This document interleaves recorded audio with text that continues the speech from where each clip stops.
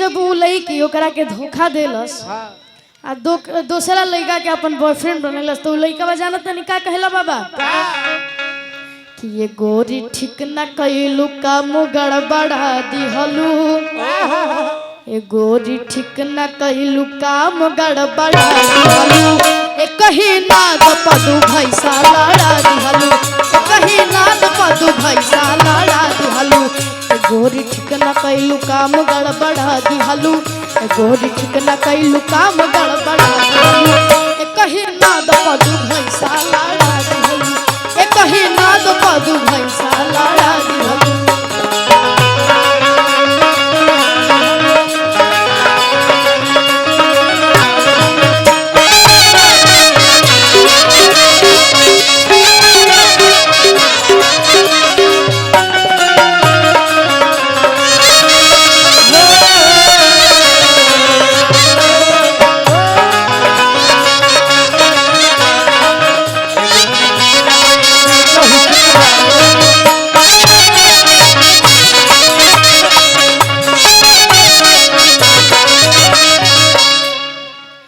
अरे ए बूढ़ा साबुन लगाइला बाबा जी रउआ लोग खाती अरे ए बूढ़ा साबुन लगाइला फिर ना आई है जवानी ए बूढ़ा साबुन लगाइला हमार दादी या नानी लोग कहता रही आजो हम अपना बाबा लोग के देखे नहीं जाता बड़ी स्टाइल में रहे ले जा यही बात में हमार नानी लोग दादी लोग का कहली जा ए बूढ़ा अरे ए बूढ़ा क्रीम लगाइला ए बूढ़ा साबुन लगाइला फिर ना आई है जवानी ए बूढ़ा साबुन लगाइला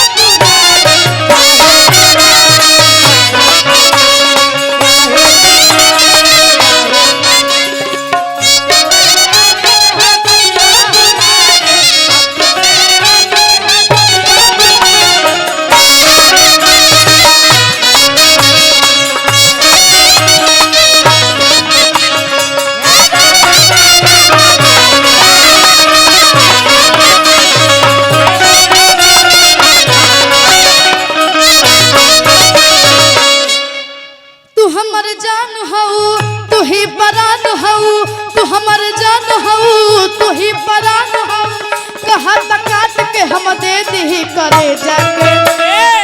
गड़ा हम फेंक दी हमें जाके ले जाके गड़ा हम फेंक दी हमें जाके ले जाके गड़ा हम फेंक दी हमें जाके ले जाके गड़ा हम फेंक दी तू हमारे जान हऊ तू ही परान हऊ तू हमारे जान हऊ तू ही परान हऊ कहा तकात के हम दे दी करे जाके गड़ा हम फेंक दी हमें जाके ले जाके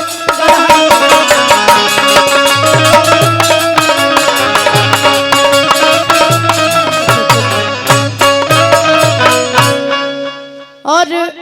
आप सभी के बीच हमारे को काफी प्यारा गीत आयल रहे जरा के आप सभी अपन बहुत ज्यादा आशीर्वाद देनी जा और वो तमन्ना दी के साथ ही आयल रहे और वो गाना के बोल का रहे कि कवन रोगवा दिहलू धराई हो अब पढ़ाई में मन ना लगे लौके लोग की तबिया जब उठाई हो हाँ लौके लोग की तबिया जब उठाई हो पढ़ाई में मन ना लगे हालू भराई हो पढ़ाई में मन ना लगे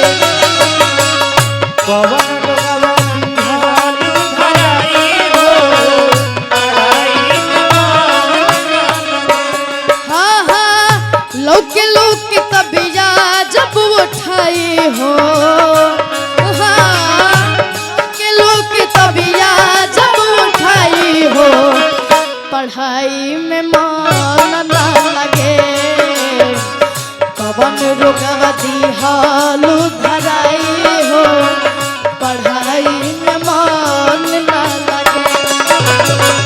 कवन रोगवा दिहलु धराई हो पढ़ाई में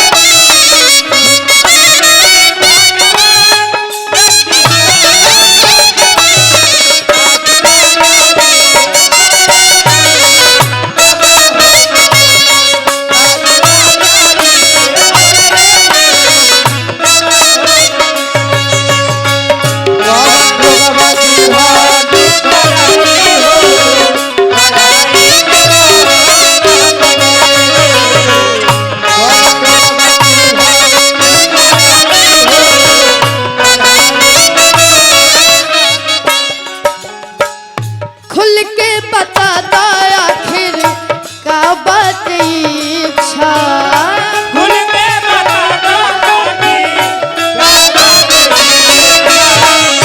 निकले तुझे मुकीना बोर्ड के परीक्षा।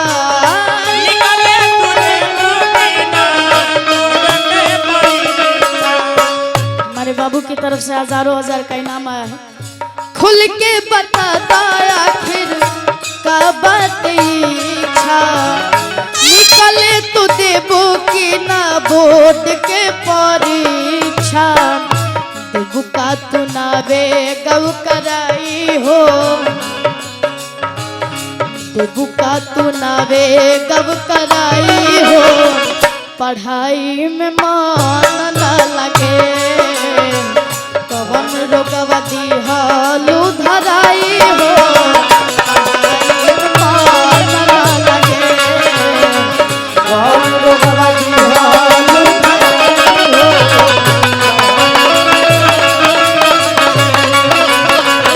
कवन रोगवा दिहलु धराई हो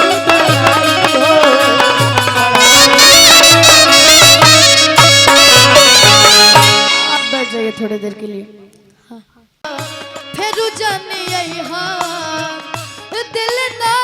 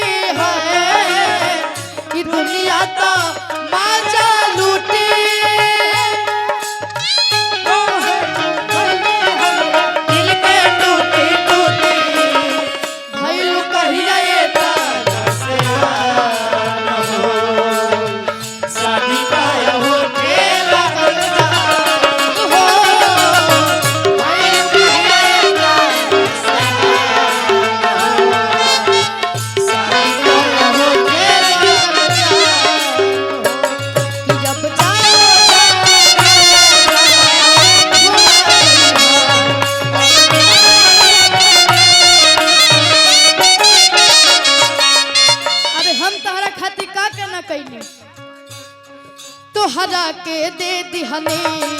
ई करे जा काढ़ी के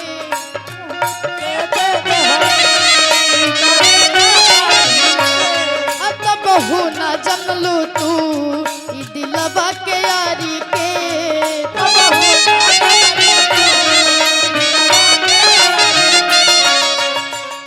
जहर ले अइहा हमके पियहा जहर ले अइहा हमके पियहा अब जा जा जाए जान भुला जइहा अब जा जा जा जान भुला जइहा अब जा जा जा जा जा जान भुला जइहा अब जा जा जा जान भुला जइहा जा जा जा जान भुला जइहा कि अब जा जा जाए जान रे भूला जइहा। और हम सभी के बीच हमारे अरुण अंकल और सोनू अंकल आ चुके हैं और हम चाहते हैं बाबा